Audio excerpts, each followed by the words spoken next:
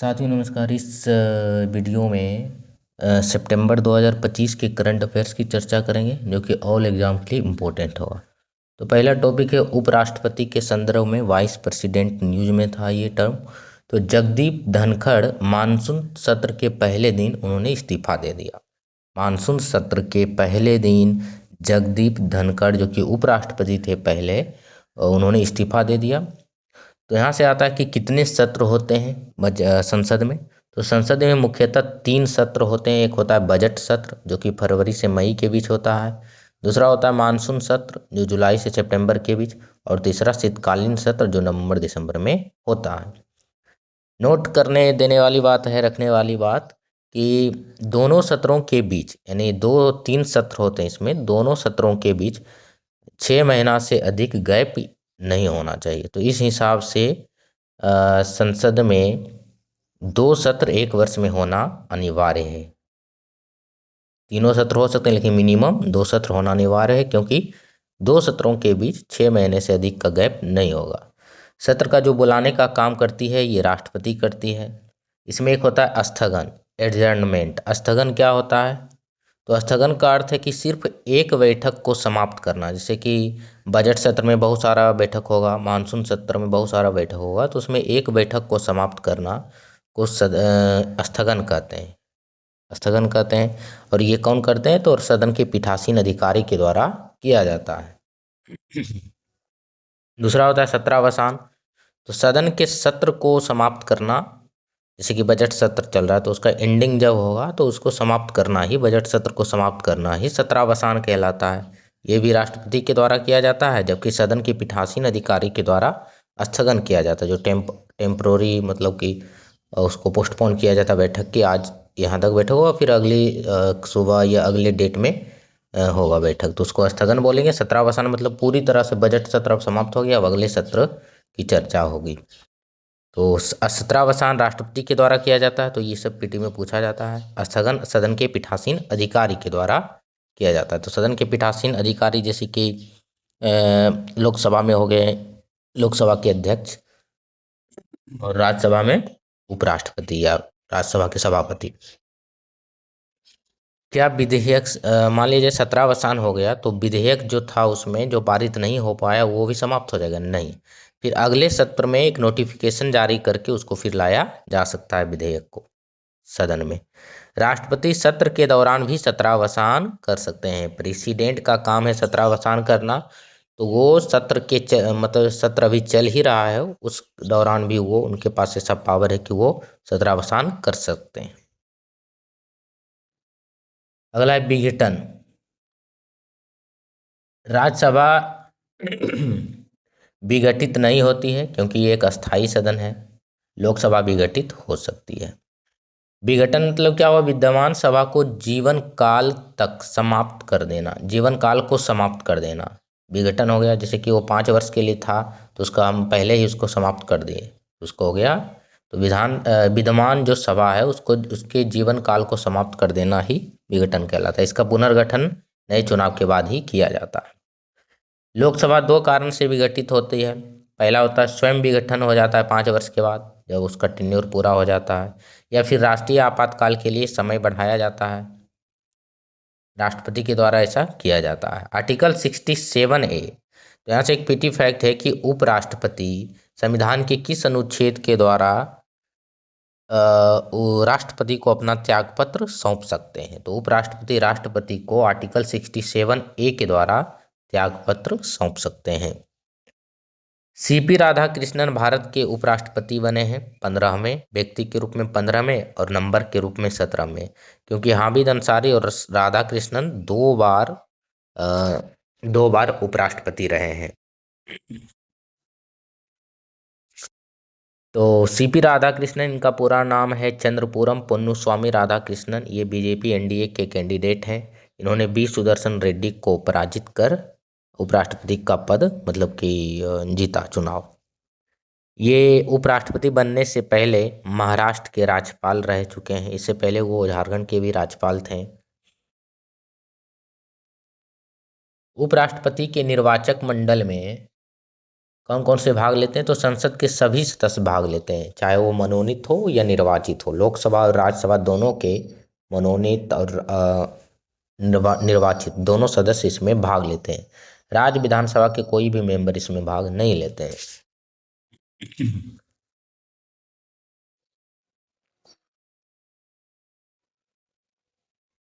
अगला है 16वां द्विवार्षिक संयुक्त कमांडर सम्मेलन।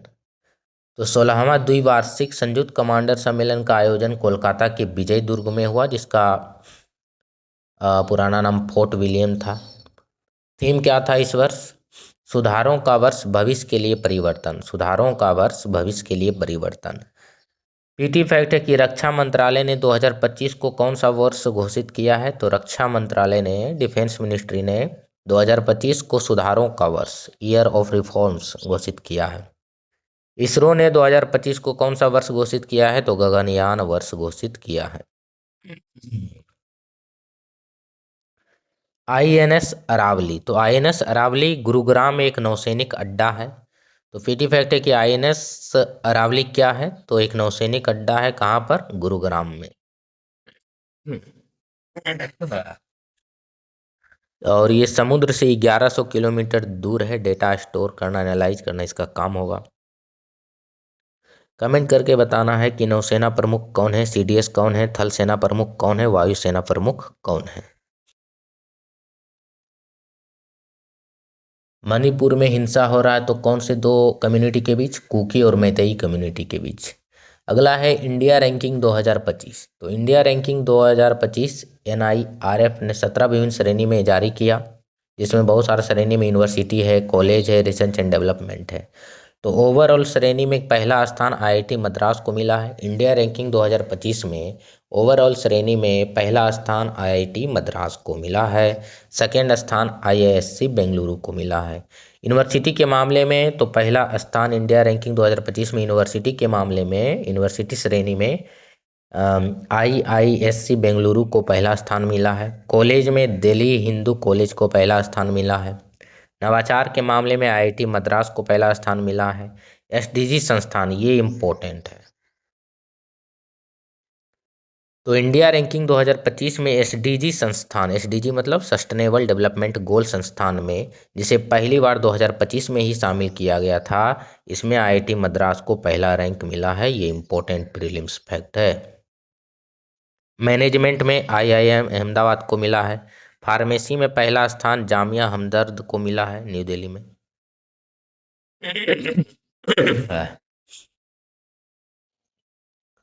अगला है क्यूएस रैंकिंग 2026। तो लंदन की एक एजेंसी है क्वाकवारेली साइमंड्स। क्यूएस मतलब क्यू से क्वाकवारेली और एस से साइमंड्स। तो लंदन की एक एजेंसी क्वाकवारेली साइमंड्स ने जारी किया, प्रबंधन संस्थान। इसमें भारत का पहला रैंक मिला है आईआईएम बेंगलुरु को, जो कि ओवरऑल पूरे वर्ल्ड में 52वां रैंक है। भारत का पहला है और ओवरऑल 52वां। उसके बाद आईआईएम अहमदाबाद को मिला है 58वां रैंक पूरे वर्ल्ड में। पहला रैंक है इसमें द वाटर्न school of the University of Pennsylvania, जो कि अमेरिका में है। द वाटर्न school of the University of Pennsylvania QS ranking 2026 में पहला स्थान है। भारत के किस संस्थान को क्यूएस रैंकिंग 2026 में पहला स्थान मिला है? तो भारत में पहला स्थान मिला है आईआईएम बेंगलुरु, जो कि पूरे वर्ल्ड में इसका रैंक है 52वां। और दूसरा आईआईएम अहमदाबाद, पूरे वर्ल्ड में इसका रैंक है 58वां। इंडियन वायुसेना के लिए 97 तेजस हल्के लड़ाकू विमान MK-1A की आपूर्ति के लिए HAL हिंदुस्तान एरोनॉटिक्स लिमिटेड के साथ रक्षा मंत्रालय ने एग्रीमेंट किया। तो भारतीय वायुसेना के लिए 97 तेजस हल्के लड़ाकू विमान, जिसका नाम MK-1A है, उसकी आपूर्ति के लिए किस संस्थान से, किस कंपनी से अनुबंध किया गया है? तो हिंदुस्तान एरोनॉटिक्स लिमिटेड HAL के साथ एग्रीमेंट हुआ है। एलसीए का पूरा रूप क्या होता है? तो light combat aircraft. Light combat aircraft LCA का पूरा रूप है। नोट क्या है? स्वदेश निर्मित है ये तेजस जो लड़ाकू विमान है, पूरा नाम इसका तेजस MK-1A विमान। ये स्वदेश निर्मित है। इसका जो टोटल पार्ट है उसका 64% भारत में ही बनाया जाता है। भारतीय वायुसेना में MiG-21 विमान का जगह लेगा। MiG-21 जिसका विदाई हो गया भारत की सेना से, उसकी जगह पर तेजस MK-1 विमान लेगा, जो कि एक स्वदेश निर्मित है। रूसी मूल के सभी MiG-21 विमान अब 26 सितंबर 2025 को आखिरी उड़ान के साथ हटा दिए गए। कब हटाया गया? 26 सितंबर 2025 को MiG-21, जो कि एक रूस का विमान था, वो समाप्त कर दिया गया। इसके जगह पर तेजस मार्क 1A जगह लेगा।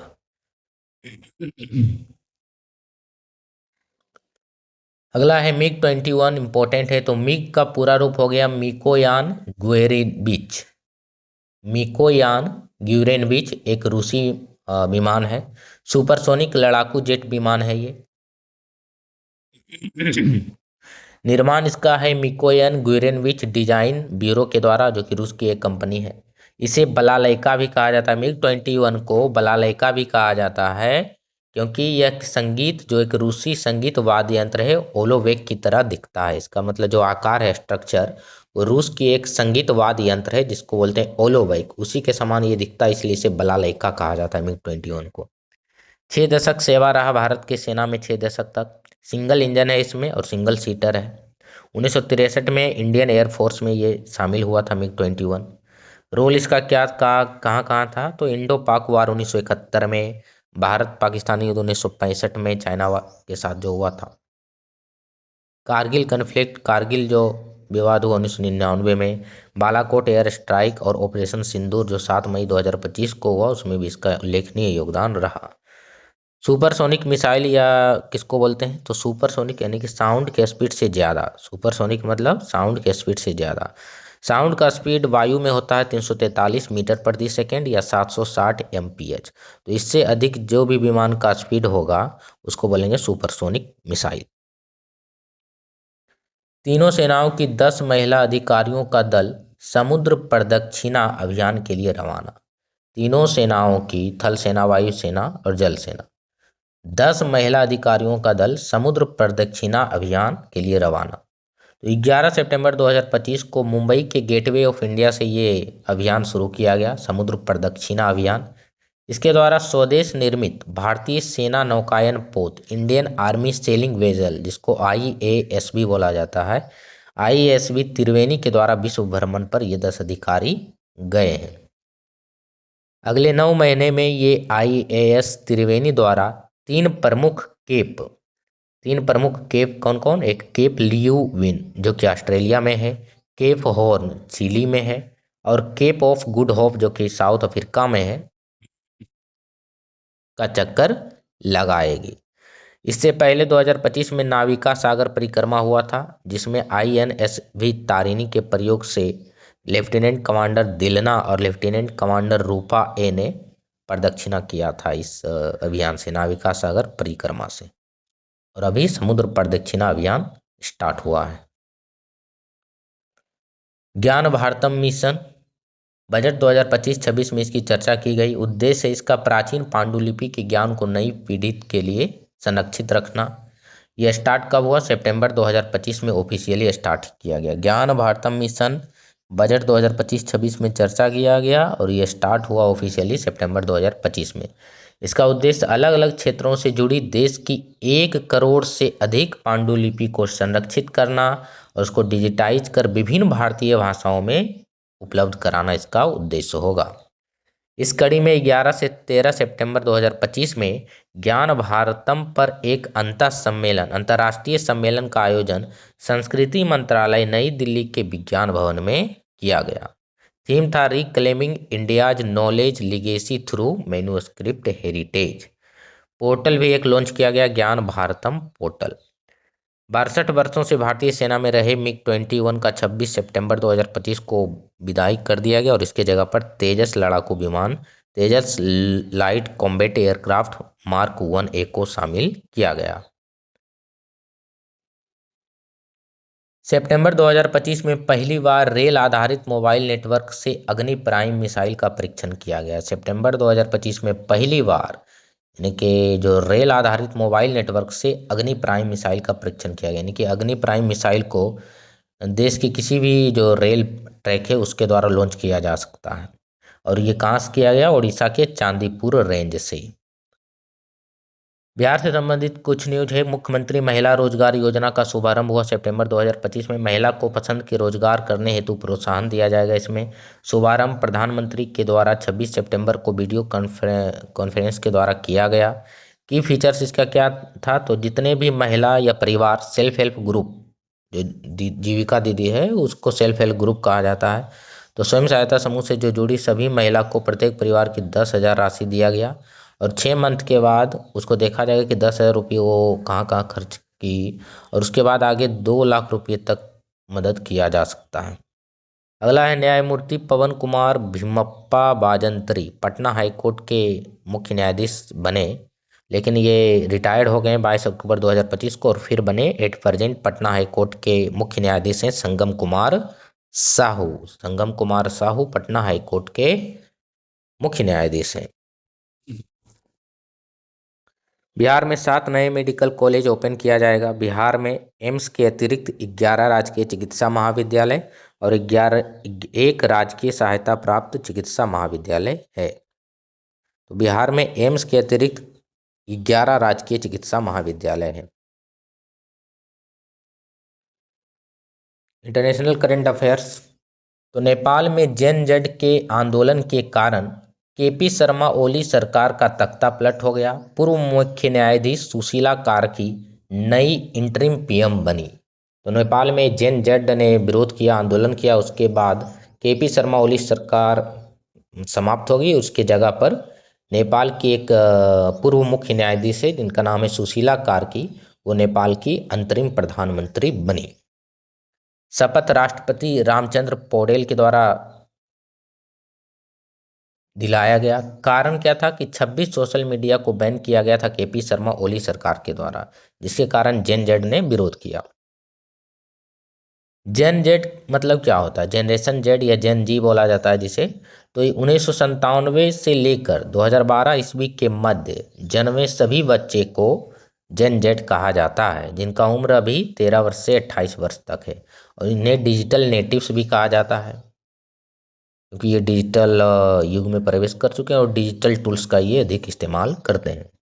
नेपाल की पहली महिला मुख्य न्यायाधीश सुशीला कार्की ने पॉलिटिकल साइंस में स्नातकोत्तर उपाधि 1975 में बीएचयू बनारस हिंदू यूनिवर्सिटी से प्राप्त की है। वह अब नेपाल की पहली फीमेल पीएम है। नेपाल की पहली महिला प्रधानमंत्री सुशीला कार्की हैं।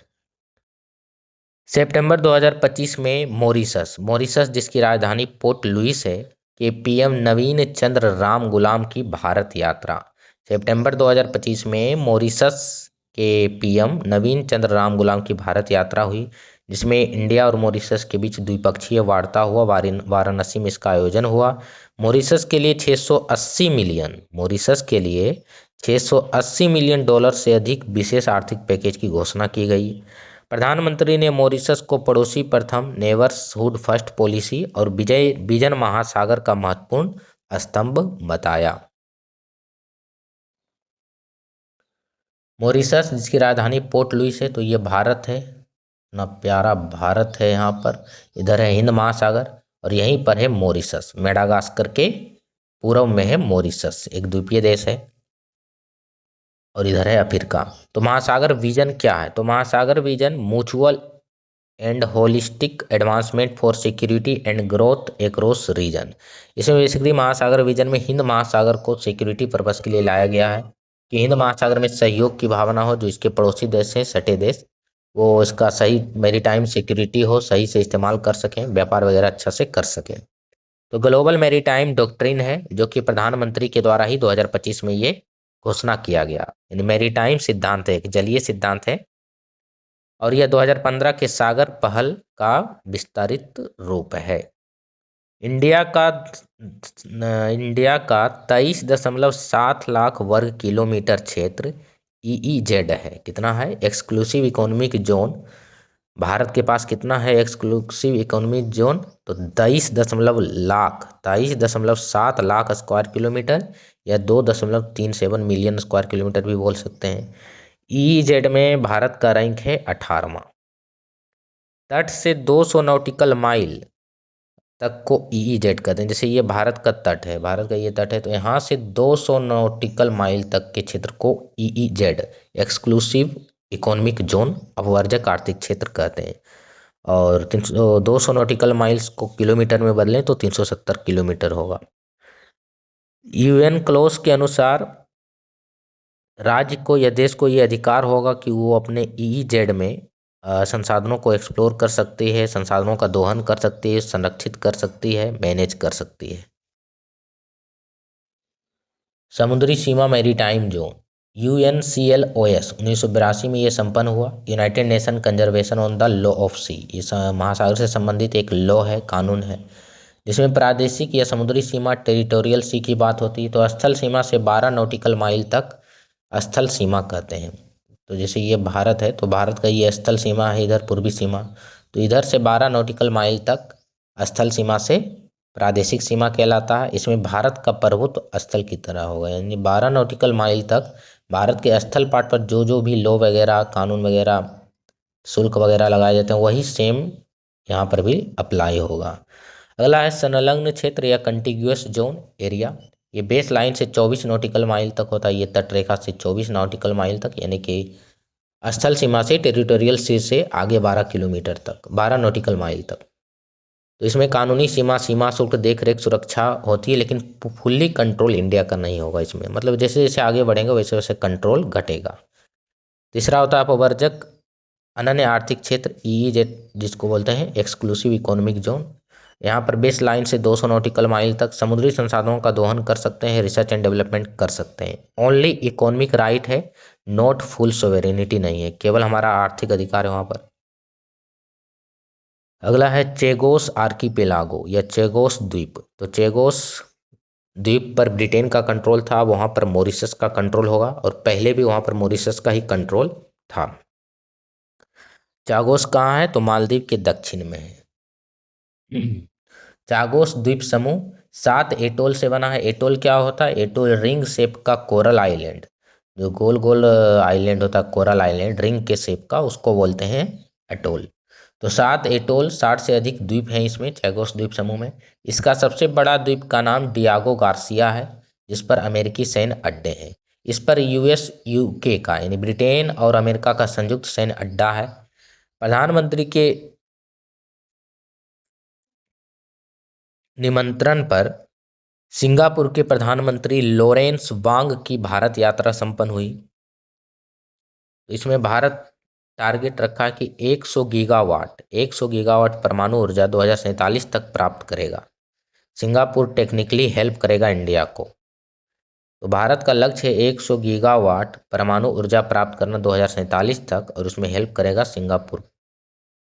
दोनों प्रधानमंत्री ने नहा वासेवा बंदरगाह कहाँ है? मुंबई। मुंबई पर निर्मित टर्मिनल का उद्घाटन किया। तो भारत के प्रधानमंत्री और सिंगापुर के प्रधानमंत्री लॉरेंस वांग ने नहा वासेवा बंदरगाह मुंबई में जो बना है उसका उद्घाटन किया। भारत द्वारा फिलिस्तीन मामले में द्विराज्य समाधान का समर्थन में वोटिंग किया गया यूनाइटेड नेशन में। तो न्यूयॉर्क घोषणा पत्र 2025 में हुआ, जिसमें कहा गया कि फिलिस्तीन का जो समाधान है, इजराइल फिलिस्तीन का जो वार हो रहा है, उसका यही है कि फिलिस्तीन को हम रिकॉग्नाइज करें देश के रूप में, दोनों को अलग अलग देश में बांट दिया जाए। तो 2 स्टेट सॉल्यूशन है, सीज फायर जल्द से जल्द हो, यही है न्यूयॉर्क घोषणा पत्र। फ्रांस की तरफ से पेश किए गए इस प्रस्ताव को महासभा द्वारा 140-10 के भारी बहुमत से पारित किया गया। इसमें लगभग 140-42 देश ने फिलिस्तीन को एक स्वतंत्र देश के रूप में रिकॉग्नाइज किया है। Israel, America, Argentina, Hungary, Micronesia, Nauru, Papua New Guinea, Palau, Paraguay, tonga ने इसके खिलाफ वोट किया। फिलिस्तीन को कुल 157 देश राष्ट्र के रूप में मान्यता दिया है, जिसमें 11 नया देश है, UK, फ्रांस, कनाडा, पुर्तगाल, ऑस्ट्रेलिया, मेक्सिको और सैन मारिनो। नासा ने 2020 में प्रक्षेपित परसिवियरेंस रोवर ने मंगल ग्रह पर जीवन के कुछ संकेत खोजे हैं। तो नासा का एक परसिवियरेंस रोवर है जो 2020 में लॉन्च हुआ था, प्रक्षेपित हुआ था। उसने मंगल ग्रह पर कुछ बायो सिग्नेचर खोजे हैं। तो मंगल ग्रह के एक क्रेटर का नाम है जेजरो क्रेटर। मंगल ग्रह के जेजरो क्रेटर पर कुछ बायो सिग्नेचर मिला है। यह जेजरो क्रेटर के क्षेत्र ब्राइट एंजल फॉर्मेशन मिला है वहाँ पर। यह जेजरो क्रेटर के क्षेत्र में ब्राइट एंजल फॉर्मेशन मिला है। थाईलैंड जिसकी राजधानी बैंकॉक है की संवैधानिक अदालत ने प्रधानमंत्री पेंटागरटान सिनवागा को पद से बर्खास्त कर दिया और नए पीएम बने हैं थाईलैंड के अनुतिन चार्नविराकूल। अनुतिन चार्नविराकूल थाईलैंड के नए पीएम बने। पहले पीएम थे पीएम पेंटागरटान सिनवागा। कारण था कंबोडिया के एक नेता के साथ उन्होंने टेलीफोन वार्ता किया था और वो लीक हो गया था। उन्हें आचार संहिता का उल्लंघन का दोषी भी माना गया। थाईलैंड के राजा महावजीरा लोंगकार्न के अनुमोदन के बाद 58 वर्षीय अनुतिन चार्नविराकूल के ने पीएम का कार्यभार संभाला। तो थाईलैंड के पीएम अभी कौन बने हैं? अनुतिन चार्नविराकूल। जीएसटी 2.0 22 सितंबर 2025 से लागू है। की फीचर क्या है? जीएसटी स्लैब 4 से घटाकर 2 कर दिया गया। पहले 4 था। 5, 12, 18, 28 था पहले, और केवल 5 और 18 है। जीएसटी काउंसिल की 56वीं बैठक में, और जीएसटी काउंसिल का जो बैठक होता है उसके अध्यक्ष कौन होते हैं? जीएसटी परिषद के अध्यक्ष तो वित्त मंत्री होते हैं, निर्मला सीतारमन जी हैं अभी।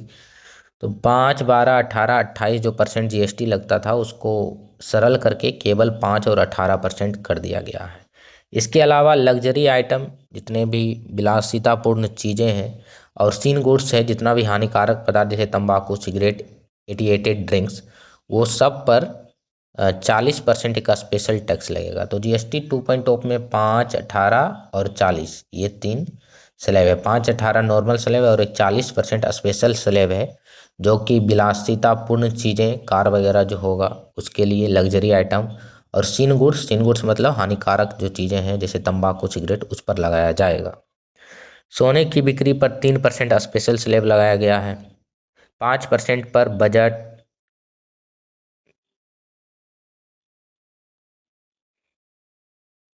तो 5% टैक्स चीज़, पनीर, घी में, डेयरी प्रोडक्ट पर, पैकेट स्नैक्स में, नेपकिन्स में, डायपर्स में, सिलाई मशीन, चश्मे, पेंसिल, बर्तन में 5% लगेगा।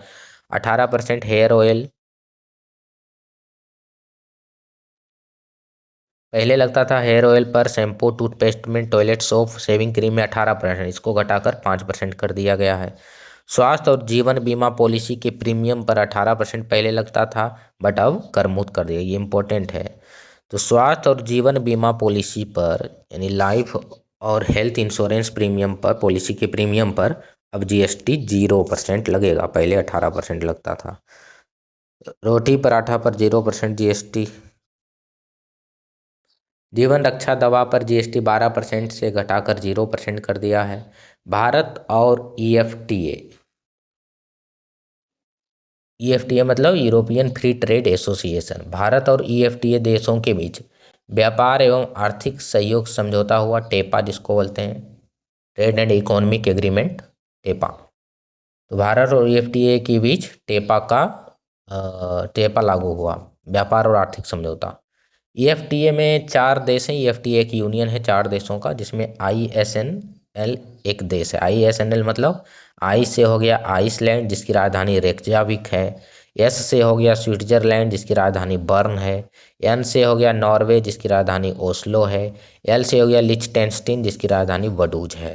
तो ईएफटीए 4 देशों का एक यूनियन है, जिसमें आईएसएनएल, आई मतलब आई से आइसलैंड, एच से स्विट्जरलैंड, एन से नॉर्वे और एल से लिechtenstein, 4 देशों का एक ग्रुप है। टेपा 10 अक्टूबर 2025 से लागू हो गया है भारत और ईएफटीए के बीच। सेमीकंडक्टर इंडिया 2025 न्यू दिल्ली में आयोजित हुआ। सेमीकंडक्टर इंडिया 2025 न्यू दिल्ली में आयोजित हुआ। स्वदेश निर्मित पहली विक्रम 3201 चिप प्रधानमंत्री को सौंपी गई। तो स्वदेश निर्मित पहला चिप का नाम क्या है? विक्रम 3201, 32 बिट का है ये। तो थीम है इसका building the next semiconductor power house. Vikram 3201 की बात करें तो भारत में निर्मित पहला 32 बिट का माइक्रो प्रोसेसर चिप है। इसे इसरो की सेमीकंडक्टर लैब चंडीगढ़ के हेल्प से विक्रम साराभाई अंतरिक्ष केंद्र बीएसएससी द्वारा विकसित किया गया, तो इम्पोर्टेंट है। विक्रम 3201 को डेवलप किसने किया? तो इसरो की सेमीकंडक्टर लैब चंडीगढ़ के हेल्प से विक्रम साराभाई अंतरिक्ष केंद्र के द्वारा डेवलप किया गया। बैराबी सैरांग रेल लाइन चालू, तो बैराबी सैरांग रेल लाइन कहाँ है? तो मिजोरम।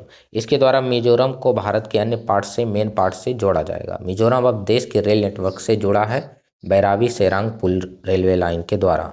राज्य की राजधानी आइजोल के निकट सैरांग से बैराबी के बीच 8,070 करोड़ से तैयार 51.38 किलोमीटर लंबी रेल लाइन है ये Bairabi Sairang rail line. H1B visa के लिए $1 लाख निर्धारित किया गया था अमेरिकी राष्ट्रपति डोनाल्ड ट्रंप के द्वारा। अमेरिका ने 22 सितंबर 2025 को इंडिया पर 50% टैरिफ लगाया। H1B वीज़ा क्या है? तो H1B वीज़ा एक गैर अप्रवासी वीज़ा है, तो रहने के लिए नहीं दिया जाता, ये टेम्पोररी वहाँ पर काम करने के लिए जाता है। यानी कि इंडिया से या अदर कंट्री से अमेरिका में कोई स्किलफुल वर्कर काम करने जाएंगे तो उनको H1B वीज़ा दिया जाएगा। तो H1B वीज़ा विदेशी श्रमिक अस्थायी रूप से नियुक्त होते हैं अमेरिका में। वैलिड फॉर 3 ईयर्स, ये शुरू में 3 साल के लिए मान्य होता है और इसको विस्तार करके 3 साल आगे 3 साल के लिए बढ़ाया जा सकता है, यानी टोटल 6 साल के लिए वैध किया जा सकता है। नो लिमिट फॉर इंडिविजुअल, एक इंडिविजुअल के लिए कोई लिमिट नहीं है, अपने लाइफ टाइम में कितनों ही बार वो H1B वीज़ा प्राप्त कर सकता है। भारत का अंतर्राष्ट्रीय समुद्र तल प्राधिकरण ISA से खनन अन्वेषण समझौता हुआ।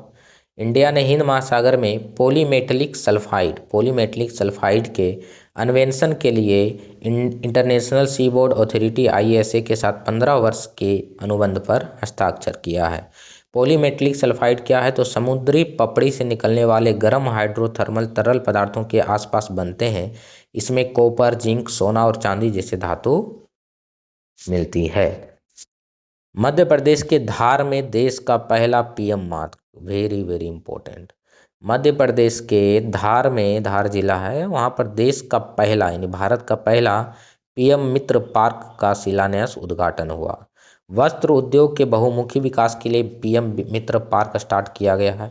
इसमें प्रस्तावित है 7 प्रस्तावित पार्क, PM मित्र पार्क प्रस्तावित हैं, 2023 की घोषणा में किया गया था। पहला इसका उद्घाटन धार में प्रधानमंत्री के द्वारा हुआ 17 सितंबर 2025 को, जब उनका मतलब कि देश के प्रधानमंत्री मोदी जी का जन्मदिन है 17 सितंबर 2025 को, उन्हीं के जन्मदिन के उपलक्ष्य में ये उद्घाटन किया गया। कहाँ पर? तो मध्य प्रदेश के धार जिला के भैंसौला गांव में।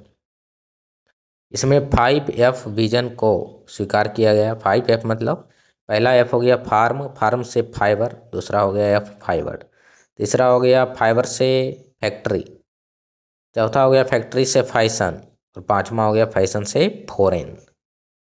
तो टोटल 7 प्रस्तावित PM मित्र पार्क में पहला का उद्घाटन मध्य प्रदेश के धार जिला के भैंसौला गांव में हुआ है। और अन्य कहाँ कहाँ पर होगा? तो अन्य होगा तमिलनाडु में, तेलंगाना में, गुजरात में, कर्नाटक और मध्य प्रदेश, UP और महाराष्ट्र में। PM स्वनिधि योजना का पुनर्गठन हुआ और विस्तार हुआ। यह स्टार्ट हुआ था 2020 में, कोरोना के समय। तो इसमें रेहड़ी पटरी वालों के लिए है ये PM स्वनिधि योजना। PM स्वनिधि मतलब PM street vendor Atmanirbhar Nidhi, और इसमें मतलब कि रेहड़ी पटरी वालों के लिए सुरक्षा के लिए ये योजना लाया गया था। इसमें उनको कर दिया जाता है। पहला इंस्टॉलमेंट 10,000 से बढ़ाकर अब कर दिया है 15,000 तक। दूसरा किस्त का लोन 20,000 से बढ़ाकर 25,000 कर दिया है। तीसरा किस्त का सेम एज प्रीवियस यानी पहले के समान ही 50,000 तक है। अगला है PM किसान मानधन योजना के 6 वर्ष पूरा हो गए, 2019 में स्टार्ट हुआ था सितंबर में ही। यह स्वैच्छिक और अंशदायी वृद्धावस्था पेंशन योजना है, जिसके तहत पात्र छोटे और सीमांत किसानों को 60 वर्ष पूरी करने के बाद 3,000 रुपये मंथली पेंशन दिया जाएगा। इसमें जो शामिल वर्ग हैं वो 18 से 40 वर्ष के हैं। यानी 18 से 40 जो एज के किसान हैं वो कुछ अंशदान करेंगे मंथली, जैसे 55 रुपया से 200 रुपये प्रति माह देंगे, और फिर इसके डबल जितना ये एक मतलब उसमें देंगे उसके डबल के रूप में पेंशन दिया जाएगा जब उनका उम्र 60 वर्ष हो जाएगा। जितनी राशि का मासिक योगदान सदस्य किसान द्वारा किया जाता है ठीक उतना ही योगदान इसमें सरकार द्वारा किया जाएगा। जैसे 55 रुपया किसान ने दिया तो 55 रुपये सरकार भी देंगे, तो उनका हो गया जमा टोटल 110 रुपया। और फिर 60 वर्ष के बाद उनको पेंशन दिया जाएगा इसमें। अगला है पीएम किसान, प्रधानमंत्री किसान सम्मान निधि योजना। ये भी 2019 में स्टार्ट हुआ था और इसमें 6,000 ईयरली दिया जाता है किसानों को, 3 इंस्टॉलमेंट में 2-2 हज़ार रुपये करके। छोटे और सीमांत किसानों को 2 अगस्त 2025 को इसमें 20वीं किस्त जारी किया गया था। अगला है पीएम जनधन योजना के 11 वर्ष पूरा हो गए, ये 2014 में स्टार्ट हुआ था।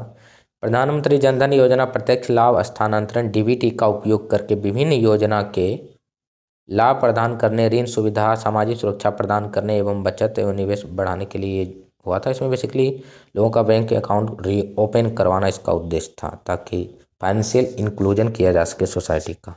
बेटी बचाओ बेटी पढ़ाओ योजना 22 जनवरी 2015 को स्टार्ट हुआ था। 2025 में इसका 10 वर्ष पूरा हो गया और ये स्टार्ट हुआ था पानीपत के, हरियाणा के पानीपत से स्टार्ट हुआ था। इसमें 4 मिनिस्ट्री इन्वॉल्व था है महिला एवं बाल विकास मंत्रालय, स्वास्थ्य मंत्रालय, परिवार कल्याण मंत्रालय और मानव संसाधन विकास मंत्रालय, जिसे शिक्षा मंत्रालय पहले कहा जाता था। अगला है कुछ सम्मान या अवार्ड। देश में सिनेमा जगत का सर्वोच्च राष्ट्रीय पुरस्कार दादा साहेब फाल्के पुरस्कार 2023 दिया गया मलयालम फिल्म के सुपरस्टार मोहनलाल को। मोहनलाल का पूरा नाम है मोहनलाल विश्वनाथन नायर को मिला है। भारत में दादा साहेब फाल्के पुरस्कार की शुरुआत 1969 ईस्वी में हुआ था। पहला पुरस्कार 1969 में श्रीमती देविका रानी को दिया गया था। रेमन मैगसेसे अवार्ड 2025, तो इसे एशिया का नोबेल प्राइज भी कहा जाता है रेमन मैगसेसे अवार्ड को। फिलीपींस के रेमन मैगसेसे फाउंडेशन के द्वारा ये दिया जाता है। इस बार 2025 में 3 लोगों को, जिसमें एक संस्था शामिल है, ये पुरस्कृत किया गया है, जिसमें एक भारत की एनजीओ है। एनजीओ मतलब नॉन गवर्नमेंट ऑर्गेनाइजेशन, गैर सरकारी संगठन। तो भारत की एक एनजीओ एजुकेट गर्ल्स को रेमन मैगसेसे अवार्ड 2025 से सम्मानित किया गया है। इसके फाउंडर हैं सफीना हुसैन। भारत का पहला एनजीओ है जिसे यह अवार्ड मिला है, रेमन मैगसेसे अवार्ड। और इसका उद्देश्य है जो बालिका शिक्षा से वंचित हो जाती है उनको शिक्षा प्रोवाइड करना, उनको शिक्षा से जोड़ना। भारत के 59 लोगों को यह अवार्ड मिल चुका है और एक ऑर्गेनाइजेशन को मिला है। फिलीपींस के विलानुएवा फ्लेवियानो एंटोनियो को भी इस वर्ष ये अवार्ड मिला है, रेमन मैगसेसे अवार्ड। और तीसरा व्यक्ति है मालदीव के पर्यावरणविद शाहिना अली को भी रेमन मैगसेसे अवार्ड मिला। तो 3 लोगों को मिला है, जिसमें एक संस्था है एजुकेट गर्ल्स जो कि भारत का एनजीओ है। दूसरा है फिलीपींस के विलानुएवा फ्लेवियानो एंटोनियो एल को और मालदीव की पर्यावरणविद शाहिना अली को। भारतीय मूल के तेजस्वी मनोज को टाइम पत्रिका का किड ऑफ द ईयर 2025 का सम्मान मिला है। तो टाइम मैगजीन का किड ऑफ द ईयर किसे घोषित किया गया है, तो भारतीय मूल के तेजस्वी मनोज को। तेजस्वी जो कि 17 वर्ष के हैं ने बुजुर्गों को ऑनलाइन धोखाधड़ी से बचाने के लिए शील्ड सीनियर्स ऐप बनाकर प्रसिद्धि प्राप्त किए हैं। अमेरिकन टीवी कार्यक्रमों के प्राइम टाइम एमी पुरस्कार 2025 की घोषणा हो चुकी है। इसमें 77 प्राइम, इसका नंबर क्या है, 77वां प्राइम टाइम एमी पुरस्कार। सर्वाधिक 13 पुरस्कार कॉमेडी सीरीज द स्टूडियो को मिला है। सर्वश्रेष्ठ ड्रामा सीरीज का पुरस्कार मैक्स के द पीट सीरीज को दिया गया है। नीरज घेवान के द्वारा निर्देशित हिंदी फिल्म होम बाउंड 98वें ऑस्कर अवार्ड में प्रतिस्पर्धा के लिए भारत की आधिकारिक प्रविष्टि थी। यानी भारत की तरफ से कौन से फिल्म को भेजा गया था ऑस्कर अवार्ड में, जीत नहीं पाए लेकिन भेजा गया था। तो नीरज घेवान के द्वारा निर्देशित हिंदी फिल्म होम बाउंड को। मिस इंटरनेशनल इंडिया 2025, तो मिस इंटरनेशनल नागपुर की 25 वर्षीय मॉडल रूस सिंधु ने जयपुर में गत सितंबर माह में आयोजित 2025 की मिस इंटरनेशनल इंडिया का ताज जीता। तो ये नागपुर की है 25 वर्षीय मॉडल रूस सिंधु। फ्रांसीसी फुटबॉल पत्रिका का बैलन डी और पुरस्कार। फ्रांस के उस्मान डेम्बेले को वर्ष के सर्वश्रेष्ठ फुटबॉलर का बैलन डी और पुरस्कार दिया गया पुरुष की श्रेणी में। महिला की श्रेणी में बैलन डी और फेमिनिन जिसको बोलते हैं एताना बोनमाटी को मिला है। फ्रांसीसी फुटबॉल पत्रिका का बैलन डी और पुरस्कार पुरुष में उस्मान डेम्बेले को मिला है सर्वश्रेष्ठ फुटबॉलर पुरस्कार, और फेमिनिन में महिला में एताना बोनमाटी को। COP30 United nation framework convention on climate change UNFCCC का 30वां सम्मेलन हुआ, जिसे COP30 कहा जाता है, कॉन्फ्रेंस ऑफ पार्टी। COP मतलब कॉन्फ्रेंस ऑफ पार्टी 30। इसका आयोजन ब्राजील के एक तटीय शहर बेलेम में हुआ। और COP29 जो हुआ था वो हुआ था बाकू अजरबैजान में पिछले वर्ष। अगला है चौथा तटरक्षक वैश्विक शिखर सम्मेलन। ये रोम में आयोजित हुआ, इटली और जापान की सह अध्यक्षता में। इसमें को चेयर किया गया दो देशों के द्वारा, इटली और जापान, तटरक्षक वैश्विक शिखर सम्मेलन। और पांचवा होगा 2027 में चेन्नई में। ये इंपॉर्टेंट है क्योंकि ये भारत में होगा। तो पांचवा तटरक्षक वैश्विक शिखर सम्मेलन का आयोजन भारत के किस शहर में होगा? चेन्नई में। जुबिन गर्ग का निधन हो गया। तो असम के प्रतिष्ठित गायक जुबिन गर्ग का सिंगापुर में रहस्यमयी ढंग से मौत हो गया। प्रतिष्ठित क्रिकेट अंपायर इंग्लैंड के डिकी वर्ड का निधन हो गया। COP30 ब्राजील के बेलेम में हुआ, जिसमें कहा गया कि विकासशील देशों में जलवायु संबंधी एक्शन के लिए 2035 तक प्रति वर्ष $1.3 ट्रिलियन का मदद दिया जाना चाहिए। राष्ट्रीय उपभोक्ता दिवस कब मनाया जाता है? 24 दिवस को नेशनल कंज्यूमर डे मनाया जाता है। और अंतर्राष्ट्रीय उपभोक्ता दिवस 15 मार्च को मनाया जाता है। राष्ट्रीय उपभोक्ता दिवस 24 दिसंबर, अंतर्राष्ट्रीय उपभोक्ता दिवस 15 मार्च। और ये जो कंज्यूमर प्रोटेक्शन एक्ट आया था 1986 में, जिसमें संशोधन अभी 2019 में हुआ है, तो ये 24 दिसंबर को ही हुआ था, इसलिए राष्ट्रीय उपभोक्ता दिवस 24 दिसंबर को मनाया जाता है। विश्व नारियल दिवस 2 सितंबर को मनाया जाता है। शिक्षक दिवस 5 सितंबर को। राष्ट्रीय पोषण सप्ताह कब मनाया जाता है? तो 1 से 7 सितंबर, इन सितंबर के पहले सप्ताह को राष्ट्रीय पोषण सप्ताह कहा जाता है। 8 सितंबर को इंटरनेशनल साक्षरता दिवस मनाया जाता है, अंतर्राष्ट्रीय साक्षरता दिवस। 14 सितंबर को हिंदी दिवस मनाया जाता है। 14 सितंबर 1949 को संविधान सभा ने हिंदी को संघ की राजभाषा स्वीकार किया था, इसीलिए 14 सितंबर को हिंदी दिवस मनाया जाता है। 15 सितंबर को अंतर्राष्ट्रीय लोकतंत्र दिवस।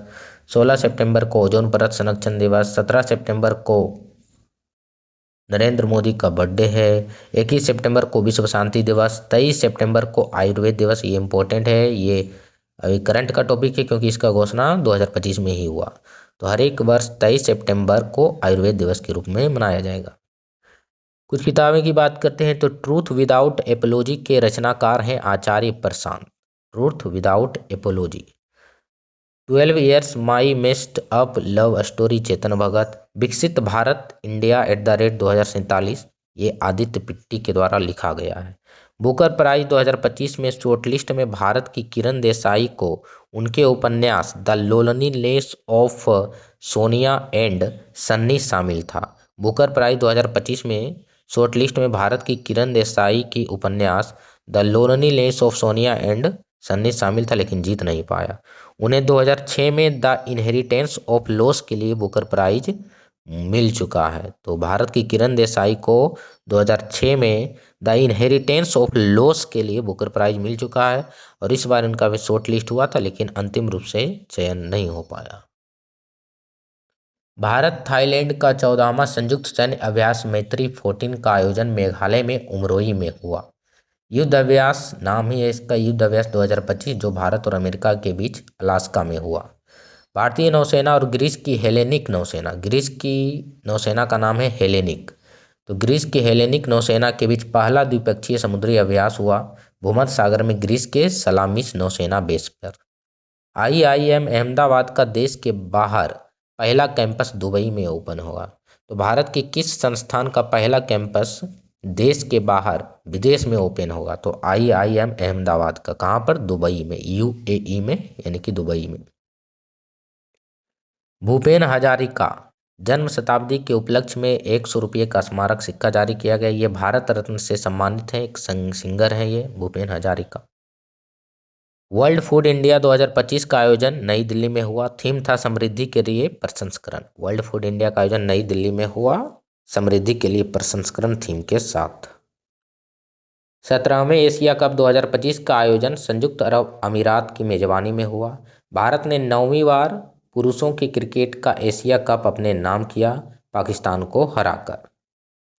तो 17वें एशिया कप का आयोजन संयुक्त अरब अमीरात की मेजबानी में हुआ, जिसमें भारत ने जीत हासिल की पाकिस्तान को हराकर। तिलक वर्मा को प्लेयर ऑफ द मैच घोषित किया गया क्योंकि ये सर्वाधिक रन बनाए थे। अभिषेक शर्मा को प्लेयर ऑफ द सीरीज घोषित किया गया। भारत चौथी बार एशिया कप हॉकी का विजेता। 12वां एडिशन का हुआ एशिया कप हॉकी का आयोजन बिहार के राजगीर में। 8 टीमें शामिल थीं। भारत ने 4-1 से दक्षिण कोरिया को हराकर फाइनल में पहुंचा। भारतीय टीम के कप्तान थे हरमनप्रीत सिंह। एक हरमनप्रीत कौर है। हरमनप्रीत कौर ये क्रिकेट से संबंधित है, महिला क्रिकेट से संबंधित, और हरमनप्रीत सिंह हॉकी से संबंधित है। भारत के अभिषेक नैन को टूर्नामेंट का सर्वश्रेष्ठ खिलाड़ी घोषित किया गया और दक्षिण कोरिया के किम जादू ही ऑन को सर्वश्रेष्ठ goalkeeper. BMI body mass index क्या होता है? तो वेट इन, किसी भी व्यक्ति का बॉडी मास इंडेक्स निकालना है तो उनका वजन किलोग्राम में, उसको भाग दे देना है हाइट इन मीटर स्क्वायर्स में। जैसे मान लीजिए किसी का हाइट 165 सेंटीमीटर है, वजन 60 किलोग्राम है, बॉडी मास इंडेक्स निकालना है तो क्या हो जाएगा, 60 को भाग दे देंगे उनके हाइट को मीटर में चेंज करके उसके स्क्वायर से, तो 22 हो जाएगा। आदर्श बॉडी मास इंडेक्स क्या होता है? तो 18.5 से 24.9 किलोग्राम प्रति मीटर स्क्वायर के रेंज को आइडियल माना जाता है। ओडिशा में पहली बार विदेशी स्टोमा फूल खिला। स्टोमा फूल लिसांथस प्रेरी जेनेथियन का है। NBRI national botanical research institute कहाँ है? तो ये लखनऊ यूपी में है। इसका दूसरा नाम राष्ट्रीय वनस्पति उद्यान भी है। वैज्ञानिक ने सार्डिनिया की कांस्य युग मूर्तियों के स्रोत का पता लगाया। पहले माना जाता था कि ये लेवेंट का है, लेकिन अब पता चला कि सार्डिनिया और इरेबियन द्वीप से ही कांस्य मूर्तियां संबंधित है। एम्स दिल्ली भारत का पहला सरकारी मेडिकल कॉलेज है जो दा विंची रोबोटिक सिस्टम पर प्रशिक्षण देगा। तो एम्स दिल्ली भारत का पहला सरकारी मेडिकल कॉलेज है जो दा विंची रोबोटिक सिस्टम पर प्रशिक्षण देगा। पश्चिमी घाट से एस्परगिलस सेक्शन निगरी की 2 नई प्रजातियां मिली जो कवक है। सेक्शन एस्परगिलस क्या है? कवक है। अंतरिक्ष पर अंतर्राष्ट्रीय सम्मेलन 2025 का उद्घाटन केंद्रीय राज्य मंत्री डॉक्टर जितेंद्र सिंह ने की। थीम था वैश्विक प्रगति के लिए अंतरिक्ष का उपयोग। विश्व मौसम संगठन WMO वर्ल्ड मेट्रोलॉजिकल ऑर्गेनाइजेशन ने वैश्विक जल संसाधन स्थिति रिपोर्ट 2024 जारी किया, जिसमें मुख्य बातें थी कि वर्ष 2024 में वैश्विक नदी घाटियों में केवल 1/3 में ही सामान्य स्थिति रही है और 2/3 में या तो अत्यधिक जलस्तर है या कम जलस्तर दर्ज किया गया। तो ये डायरेक्टली स्टेटमेंट पूछा जा सकता है। वर्ष 2024 अब तक का सबसे गर्म वर्ष रहा विश्व मौसम संगठन के अनुसार। दक्षिण अमेरिका में वर्षा और सूखा का सामना करना पड़ा। एग्जाम्पल है, दक्षिण ब्राजील में बाढ़ से 183 लोगों की मौत हो गई। अमेजन में सूखे के कारण ब्राजील का 59% भाग प्रभावित। 2024 में 450 गीगावाट बर्फ ग्लेशियर पिघली। तो वर्ल्ड मेट्रोलॉजिकल ऑर्गेनाइजेशन की रिपोर्ट 2024 के अनुसार 2024 में 450 गीगा टन बर्फ यानी ग्लेशियर पिघली। इससे एक वर्ष में वैश्विक समुद्र स्तर में लगभग 1.2 mm की वृद्धि हुई। यूरोप ने 2013 के बाद से सबसे अधिक बाढ़ का सामना किया। रिपोर्ट में चेतावनी दिया गया कि 3.6 अरब लोग कम से कम 1 महीने जल संकट में रहते हैं। यदि एक्शन नहीं लिया जाए तो ये 2050 तक संख्या बढ़कर 5 अरब तक हो जाएगा। जल संकट SDG सस्टेनेबल डेवलपमेंट गोल में 6 नंबर पर आता है, जिसमें 2030 तक सभी के लिए स्वच्छ जल की व्यवस्था करना था। अरुणाचल प्रदेश में दुर्लभ पल्लास बिल्ली को देखा गया। पल्लास बिल्ली IUCN के रेड लिस्ट में सबसे कम चिंताजनक है। अगला है GCP ग्रीन क्रेडिट प्रोग्राम। पर्यावरण संरक्षण के लिए स्वैच्छिक कार्यों को बढ़ावा देने के लिए नवंबर 2023 में दुबई में यूनाइटेड नेशन क्लाइमेट सम्मेलन में GCP की घोषणा की गई थी। इसमें कार्बन क्रेडिट वगैरह दिया जाएगा जो भी कंपनी या कोई भी जो पर्यावरण संरक्षण के लिए काम करेंगे, यानी कि पर्यावरण संरक्षण गतिविधियों के लिए प्रोत्साहन दिया जाएगा। सितंबर 2025 में सह्याद्री टाइगर रिजर्व में 8 बाघों को स्थानांतरित किया गया। सह्याद्री टाइगर रिजर्व कहाँ है? महाराष्ट्र में है। असम में भारत का पहला गिद्ध संरक्षण पोर्टल लॉन्च। तो भारत का पहला गिद्ध संरक्षण पोर्टल कहाँ लॉन्च किया गया? असम में। गिद्ध की गिरावट के कारण है डाइक्लोफेनेक के उपयोग से 95%। डाइक्लोफेनेक एक मेडिसिन जो मवेशी पशुओं को दिया जाता है, तो उनको फिर वो पशु मरते हैं तो उसको खाता है गिद्ध, तो उसका विलुप्त उसका किडनी वगैरह फेल हो जाता है, जिससे मृत्यु हो जाती है। असम में भारत का पहला बांस आधारित इथेनॉल संयंत्र। पीएम मोदी ने 14 सितंबर 2025 को असम के गोलाघाट में भारत के पहले बांस आधारित बायो इथेनॉल संयंत्र का उद्घाटन किया। विश्व बांस दिवस कब मनाया जाता है? 18 सितंबर को। 2025 का थीम था अगली पीढ़ी का बांस, समाधान, नवाचार और डिजाइन। राष्ट्रीय बांस मिशन को 2018 में पुनर्गठित कर भारतीय वन संरक्षण अधिनियम 1980 के तहत बांस को पेड़ की परिभाषा से बाहर रखा गया ताकि उसका उपयोग किया जा सके। पेड़ की परिभाषा में रखता तो वो वन के कैटेगरी में आ जाता और वन का दोहन एक हो जाता, फिर उस पर बैन लग जाता, इसलिए उसको बाहर किया गया। उत्पादन अंतराल रिपोर्ट 2025। स्टॉकहोम पर्यावरण संरक्षण संस्थान IISD और क्लाइमेट एनालिटिक्स द्वारा यूएन के सहयोग से जारी उत्पादन अंतराल रिपोर्ट 2025 में जीवाश्म ईंधन के बड़े पैमाने पर विस्तार की चेतावनी दी गई है। 2030 तक नियोजित जीवाश्म उत्पादन 1.5 डिग्री सेल्सियस पथ से 120% और 2 डिग्री सेल्सियस से 77% अधिक हो जाएगा जो तापमान होगा यदि जीवाश्म ईंधन का प्रयोग होता रहा तो। कोयला सबसे अधिक अव्यवस्थित है जिसके 2030 में 1.5 डिग्री सेल्सियस मानक से 500% अधिक होने का अनुमान है। इसके बाद गैस का योगदान है और तीसरा तेल। चीन, अमेरिका, ब्राजील, सऊदी अरब और नाइजीरिया जैसे प्रमुख उत्पादक नेट जीरो का उल्लंघन कर रहे हैं। भारत 2030 तक 500 गीगावाट नवीकरणीय ऊर्जा उत्पादन करेगा। भारत का लक्ष्य है 2030 तक कितना? 500 गीगावाट नवीकरणीय ऊर्जा उत्पादन करना। COP29 जो बाकू में हुआ था, अजरबैजान की राजधानी बाकू में, उसमें विकासशील देशों में वित्त पोषण 3 गुना किया गया था, करना था। पहले $100 बिलियन था US डॉलर, अब $300 बिलियन US 2035 तक किया जाएगा। भारत को 2070 तक नेट जीरो कार्बन एमिशन के लिए $10 ट्रिलियन US की जरूरत है।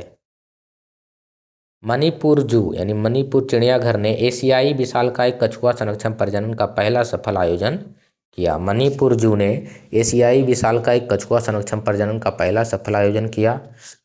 ऑस्ट्रेलिया का लक्ष्य है 2050 तक नेट जीरो कार्बन एमिशन करना। 2035 तक कार्बन उत्सर्जन में 62 से 70% की कटौती करना ऑस्ट्रेलिया का ये उद्देश्य है। राष्ट्रीय सुपर कंप्यूटिंग मिशन 2015 में लॉन्च हुआ। भारत ने पहली बार एशियाई कैडेट कप 2025 का उद्घाटन किया हल्द्वानी में। कौन सा राज्य महिला स्वयं सहायता समूह सदस्य को पहचान पत्र जारी करने वाला देश का पहला राज्य बना? तो तमिलनाडु। स्वच्छ वायु सर्वेक्षण 2025 में 10 लाख से अधिक जनसंख्या में पहला रैंक इंदौर को मिला है, जबलपुर को सेकंड और आगरा और सूरत दोनों को एक ही साथ तीसरा रैंक मिला है। IIM अहमदाबाद ने अपना पहला इंटरनेशनल कैंपस कहाँ ओपन किया? तो दुबई में, UAE के दुबई में। नमूना पंजीकरण सर्वेक्षण SRS 2023 के अनुसार भारत की कुल प्रजनन दर घटकर कितनी रह गई है? 2.1 से घटकर 1.1 हो गई है। किस देश ने 3000 किलोमीटर रेंज वाली FP-35 फ्लेमिंगो क्रूज मिसाइल का अनावरण किया? तो यूक्रेन ने किया। इंपॉर्टेंट है ये। विपो द्वारा जारी global innovation index 2025। Global innovation index कौन जारी करता है? तो विपो जारी करता है। उसके द्वारा 2025 में कौन सा देश पहले स्थान पर है? तो स्विट्जरलैंड। भारत का रैंक है 38वां। US ने भारत पर 7 अगस्त 2025 को 25% टैरिफ लगाया। फिर विशेष टैरिफ 27 अगस्त 2025 को 25% लगाया और टोटल ऐड करके 50% हो गया। वर्ष 1981 में जापान द्वारा भारत में मारुति सुजुकी कार कंपनी की स्थापना हुई। मारुति सुजुकी कंपनी है जापान से संबंधित। पूरे वर्ल्ड में सबसे बड़ी इकोनॉमी है नॉमिनल GDP के मामले में तो USA, दूसरा चीन, तीसरा जर्मनी और चौथा भारत सबसे बड़ी अर्थव्यवस्था वाला देश है। 15वां भारत जापान शिखर सम्मेलन 2025 का आयोजन टोक्यो में हुआ। इंडियन PM और जापान के PM इशिवा शिगेरू ने इसमें द्विपक्षीय वार्ता की। अगले दशक 2035 तक के लिए संयुक्त विजन की बात करी गई। 8 क्षेत्रों में सहयोग के लिए रोड मैप जारी किया गया। क्रिटिकल मिनरल क्या होता है? रेयर अर्थ मेटल, जिसका उपयोग जो मॉडर्न टेक्नोलॉजी है उसमें यूज होता है। ये जैसे सेमी कंडक्टर हो गया, चिप बनाने में, क्वांटम फिजिक्स वगैरह में इसका यूज होता है। तो रेयर अर्थ मेटल में दुर्लभ मृदा धातु में 17 तत्व टोटल शामिल है, 15 लेंथेनाइट और एक स्कैंडियम और एक यट्रियम। इनका नाम है दुर्लभ मृदा तत्व या दुर्लभ मृदा धातु, लेकिन ये दुर्लभ नहीं है, पृथ्वी में अधिक मात्रा में है, लेकिन इनका कॉन्सेंट्रेशन, इनका खनन करना बहुत ही दुर्लभ है, इसलिए इसका नाम दुर्लभ है। स्वच्छ भारत मिशन ग्रामीण 2014 में आया, जल जीवन मिशन 2019 में। थर्ड पोल किसे कहा जाता है? तृतीय ध्रुव। तो ये हिमालयी क्षेत्र को तृतीय ध्रुव कहा जाता है। पहला ध्रुव उत्तरी ध्रुव, दक्षिणी ध्रुव, और तृतीय ध्रुव कहा जाता है हिमालयी क्षेत्र को। राष्ट्रीय पोषण सप्ताह सितंबर के पहले सप्ताह में मनाया जाता है। निसार मिशन,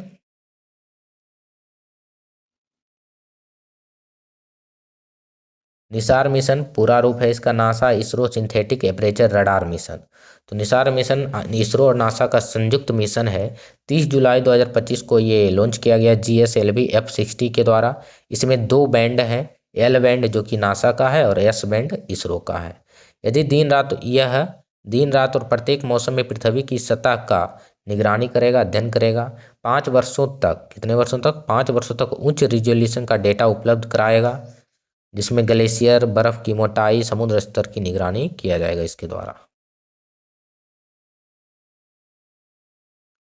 आर्टिकल 51G जीवों के प्रति दयाभाव कर्तव्य का मूल कर्तव्य है। आर्टिकल 243W नगर पालिकाओं को पशुओं के प्रति क्रूरता की रोकथाम से संबंधित है। वैक्यूम इफेक्ट क्या होता है? निर्वात प्रवाह, ये इकोलॉजी का एक टर्म है।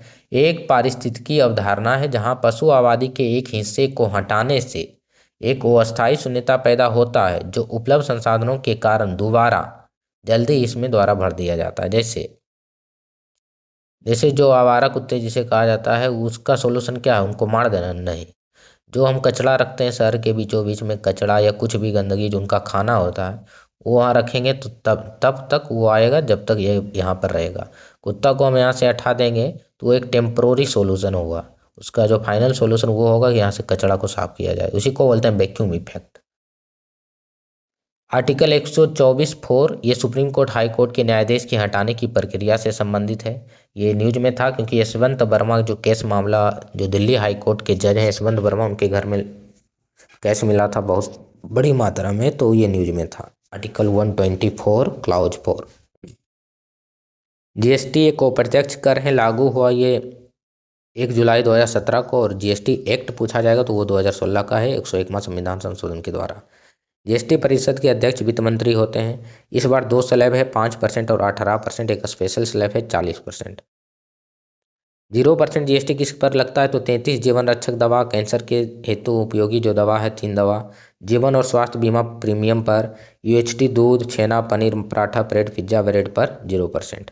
40% GST जो विलासितापूर्ण चीज़ें हैं, जैसे 350 cc से ज़्यादा क्षमता वाला मोटरसाइकिल, 200 cc से ज़्यादा और 400 mm से ज़्यादा लंबी कारें, वातित जल, गैर एल्कोहलिक पेय, सिगरेट, तंबाकू वगैरह पर 40% GST लगेगा।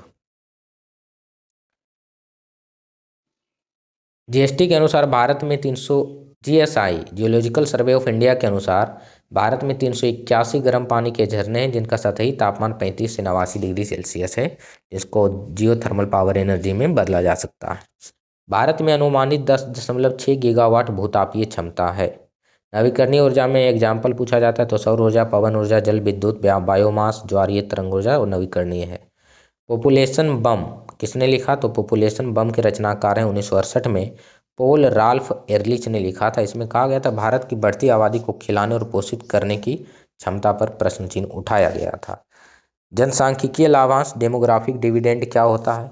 जब कार्यशील आयु वर्ग 15 से 64 वर्ष की जनसंख्या गैर कार्यशील आयु वर्ग 14 वर्ष या इससे कम और 65 वर्ष या इससे अधिक होती है तो जनसांख्यिकीय लाभांश को बोलते हैं।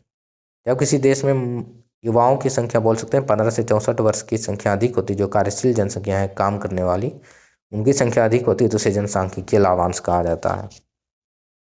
भारत का 64% जनसांख्यिकीय लाभांश है, 15 से 64 वर्ष के आयु वर्ग के लोग हैं। सर्व शिक्षा अभियान कार्यक्रम गवर्नमेंट ऑफ इंडिया का है। 6 से 14 वर्ष के बच्चों को शिक्षा प्रदान करना इसका उद्देश्य, क्लास 1 से 8 तक। ये शुरू हुआ था 2000 से 2001 के मध्य में। 86वां संविधान संशोधन 2002 6 से 14 वर्ष के बच्चों को मुफ्त और अनिवार्य शिक्षा को फंडामेंटल राइट बना दिया गया। इसके तहत आर्टिकल 21(1) को ऐड किया गया। PM श्री स्कूल योजना स्टार्ट हुआ 2022 में। PM श्री का फुल फॉर्म है स्कूल फॉर राइजिंग इंडिया। इसमें कि स्कूल में जो क्वालिटी स्कूल प्रोवाइड करना, क्वालिटी एजुकेशन, क्वालिटी फैसिलिटी वगैरह उसमें स्टार्ट करना मॉडल स्कूल के रूप में उद्देश्य है इसका। मिशन इंद्रधनुष 2014 में स्टार्ट हुआ राष्ट्रव्यापी टीकाकरण कार्यक्रम है। 90% पूर्ण टीकाकरण कवरेज प्राप्त करना इसका उद्देश्य है। गोल्डन क्रिसेंट क्या है? तो गोल्डन क्रिसेंट स्वर्ण अर्धचंद्र भी इसको हिंदी में बोलते हैं, एशिया का अफीम उत्पादन क्षेत्र है। इसमें पाकिस्तान, अफगानिस्तान, ईरान शामिल है। गोल्डन ट्रायंगल भी अफीम उत्पादन क्षेत्र है, इसमें म्यांमार, थाईलैंड और लाओस शामिल है। डिजिटल सेवा तक पहुंच एक फंडामेंटल राइट है। सुप्रीम कोर्ट के दो बेंच की पीठ ने ये घोषणा किया कि ये आर्टिकल 21 के तहत डिजिटल सेवा तक पहुंच एक मूल अधिकार है। गोल्डमैन पुरस्कार पर्यावरण 2024 के लिए इंडियन को मिला आलोक शुक्ला को। भारत में 44 यूनेस्को वर्ल्ड हेरिटेज साइट हैं, जिसमें 36 सांस्कृतिक, 7 प्राकृतिक और 1 मिश्रित है। मिश्रित में कंचनजंगा राष्ट्रीय उद्यान शामिल है। जुलाई 2025 में 44वां मराठा सैन्य परिदृश्य को शामिल किया गया वर्ल्ड हेरिटेज साइट में, जिसमें मराठा सैन्य में 12 किले हैं, टोटल 12 फोर्ट हैं। इसमें 11 किले महाराष्ट्र में और 1 किला है तमिलनाडु का जिंजी किला। बृहदेश्वर मंदिर पेरू वुदैयार कोविल भी कहा जाता है इसे, तमिलनाडु के तंजौर में है। राजा राज प्रथम ने 1010 ईस्वी में बनाया, भगवान शिव को समर्पित है। संथारा संलेखना एक विधि है। जैन धर्म में स्वेच्छा से मृत्यु तक इसमें उपवास के द्वारा मृत्यु को प्राप्त किया जाता है। 2016 में सुप्रीम कोर्ट ने माना कि संथारा या संलेखना जैन धर्म का एक आवश्यक धार्मिक अनुष्ठान है। डोकरा कला भारत की प्राचीन धातु ढलाई की एक कला है, लगभग 4000 साल पुरानी है। यह लोस्ट वैक्स तकनीक, लुप्त मोम तकनीक पर आधारित है। मोम के सांचे की मिट्टी से ढककर धातु की ढलाई इसमें की जाती है। भारत में लौह युग की शुरुआत 1200 BC से हुआ है। रम्मान महोत्सव उत्तराखंड में मनाया जाता है। उपभोक्ता संरक्षण अधिनियम 1986 में हुआ, इसमें संशोधन 2019 में हुआ। नेशनल कंज्यूमर हेल्पलाइन नंबर 1915 है। जिला आयोग, इसमें 3 आयोग हैं उपभोक्ता के अधिकार से संबंधित सुनवाई के लिए। तो जिला आयोग ₹1 करोड़ तक के मामले की सुनवाई करेगा। राज्य आयोग 1 करोड़ से 10 करोड़, राष्ट्रीय आयोग 10 करोड़ से अधिक। PM ई-ड्राइव स्कीम, तो इसमें उद्देश्य है स्कीम के द्वारा कि 72,300 public element electric vehicle charging station, यानी कि 72,300 ई वाहन के लिए चार्जिंग स्टेशन बनाना। उन्मेष उत्सव का 3रा संस्करण का आयोजन, 3rd edition of international literature festival. Unmesh Utsav एक साहित्यिक त्यौहार फेस्टिवल है, जिसका 3रा संस्करण का आयोजन पटना बिहार में 25 से 28 सितंबर में हुआ। इसमें बहुत सारे पोएट, राइटर, स्कॉलर यहाँ पर एकत्रित हुए। नव्या इनिशिएटिव सोनभद्र यूपी से लॉन्च किया गया। इसमें किशोर लड़कियों को स्किल वोकेशनल ट्रेनिंग दिया जाएगा। नव्या का फुल फॉर्म है nurturing aspiration through vocational training for young adolescent girl, केवल गर्ल इसमें शामिल है। इसमें 2 मिनिस्ट्री ज्वाइंट रूप से काम करती है, मिनिस्ट्री ऑफ स्किल डेवलपमेंट और इंटरप्रेन्योरशिप और ministry of women and child development. India Bhutan का रेल लिंक है कोकराझार गेलेपू रेल लाइन। भारत का पहला डुगोंग संरक्षण केंद्र को वैश्विक पहचान मिला। डुगोंग कंजर्वेशन पार्क पाक बे, पाक की खाड़ी के निकट में है। इसे IUCN ने रिकॉग्नाइज किया है। IUCN world conservation day 2025 Abu Dhabi में इसका आयोजन हुआ था।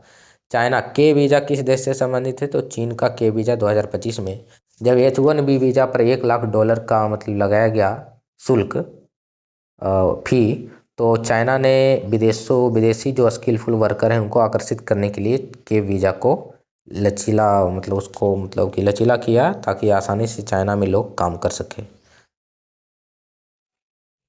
आदि कर्मयोगी मिशन अभियान 17 सितंबर को स्टार्ट किया गया प्रधानमंत्री मोदी के द्वारा। इसमें 550 जिलों के 1 लाख से अधिक आदिवासी गांवों में जनजातीय युवा और नेताओं को सशक्त बनाना है इसका उद्देश्य। राइट टू इन्फॉर्मेशन एक्ट 2009 में आया, लागू हुआ ये 2010 में। NGT 2010 में आया, नेशनल ग्रीन ट्रिब्यूनल 2010 में इसकी स्थापना हुई। इसका उद्देश्य इन्वायरमेंट प्रोटेक्शन एक्ट 1986 और फॉरेस्ट कंजर्वेशन एक्ट 1980 के तहत ये सुनवाई करता, पर्यावरण से संबंधित मामले की सुनवाई करने वाला अदालत है NGT। नेशनल हरित प्राधिकरण, राष्ट्रीय हरित प्राधिकरण।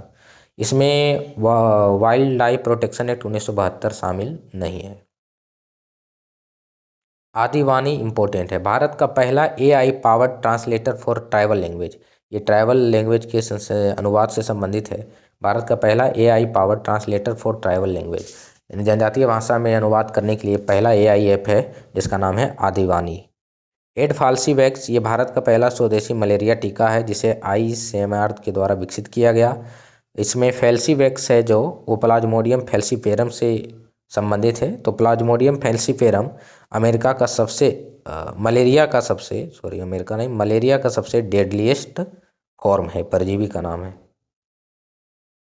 Small satellite launch vehicle SSLV ने इसरो ने तकनीक ट्रांसफ़र किया HAL को, हिंदुस्तान एरोनॉटिक्स लिमिटेड को। एस्ट्रोसेट भारत का पहला स्पेस बेस्ड ऑब्जर्वेटरी। एस्ट्रोसेट 10 वर्ष पूरा हो गया, ये 2015 में लॉन्च हुआ था PSLV C30 एक्सेल रॉकेट के द्वारा। ऑपरेशन पोलो सितंबर 1948 में हैदराबाद को इसके द्वारा भारत में विलय किया गया। भारत का पहला ओवरसी डिफेंस फैसिलिटी मोरक्को में खोला जाएगा टाटा एडवांस सिस्टम के द्वारा। अनलॉफुल एक्शन प्रिवेंशन एक्ट आया था 1967 ईस्वी में। अफ्रीका का लार्जेस्ट हाइड्रो इलेक्ट्रिक प्रोजेक्ट का नाम है ग्रांड इथोपियन रेनेसांस डैम, जिसको गर्ड बोला जाता है शॉर्ट में, गर्ड। ब्लू नील नदी पर इथोपिया ने ये बनाया है। 28वां यूनिवर्सल पोस्टल कांग्रेस का आयोजन दुबई में हुआ। यूनियन मिनिस्टर ने इसमें UPU इंटीग्रेट प्रोजेक्ट का स्टार्ट किया। UPI का फुल फॉर्म होता है यूनिफाइड पेमेंट इंटरफेस। UPU का फुल फॉर्म होता है यूनिवर्सल पोस्टल यूनियन। तो ऐसे ही मोर मंथली करंट अफेयर्स के लिए अल्टीमेट एस्पायरेंट को आप फॉलो कर सकते हैं।